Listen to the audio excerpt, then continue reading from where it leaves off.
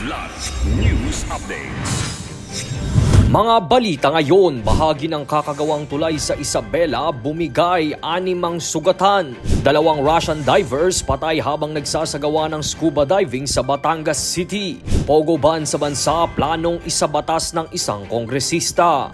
Ako po si Cesar Soriano para ihatid ang mga nangunang balita sa buong kapuluan ngayon. Nasa 6 kumpirmadong sugatan matapos bumigay ang isang bahagi ng kakagawang Kabagan Santa Maria Bridge sa Barangay Sibarag Norte sa Kabagan, Isabela kagabi. Ayon sa mga otoridad, 2 sa mga sugatan ay pawang mga menor de edad na agad namang itinakbo sa pagamutan. 4 na sasakyan naman kabilang ang isang truck, 2 sports utility vehicle at isang motorsiklo ang napaulat na nahulog sa mababang bahagi ng ilog. Taong 2017 nang simula ng proyekto na nagkakahalaga umano ng mahigit 639 million pesos at nag-alat pa umano ng karagdagang 200 million pesos para sa retrofitting nito. Na-delay din umano ang pagbubukas sa nasabing tulay dahil sa depektibong disenyo nito na hindi akma sa instruktura.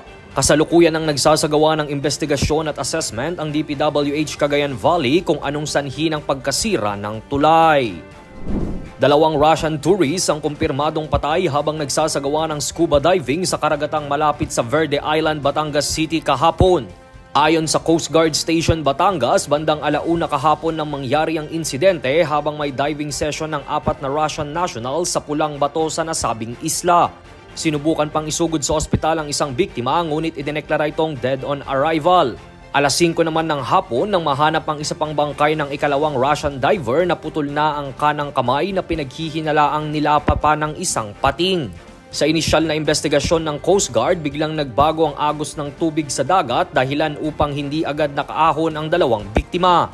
Maswerte namang nakaligtas ang 2 pa nilang kasamahan na naihiwalay ng agos at nakaahon agad matapos ang insidente. Hiniling ng isang mambabatas sa Kamara na madaliin na ang pagsasabatas sa Anti-Offshore Gaming Operations Act o ang Pogo ban sa bansa. Ayon kay House Committee on Human Rights Chair Benny Abante, kung hindi ito agad maisasabatas ay posibleng magbalik ang operasyon ng mga Pogo kapag nagpalit ng administrasyon. Sinabi ito ni Abante kasunod ng insidente ng pagdukot sa isang estudyanteng Chinese na may kaugnayan sa iligal na pasugalan. Giit pa nito na karamihan sa mga serya ng kidnapping incidents ngayong taon ay may kinalaman sa Pogo base na rin sa datos ng Department of the Interior and Local Government o DILG. Para sa Kidlat News Channel, ito si Jai Reyes, nag-uulat. Ako po si Cesar Soriano. Palagi niyong kasama sa bawat pagputo ng balita.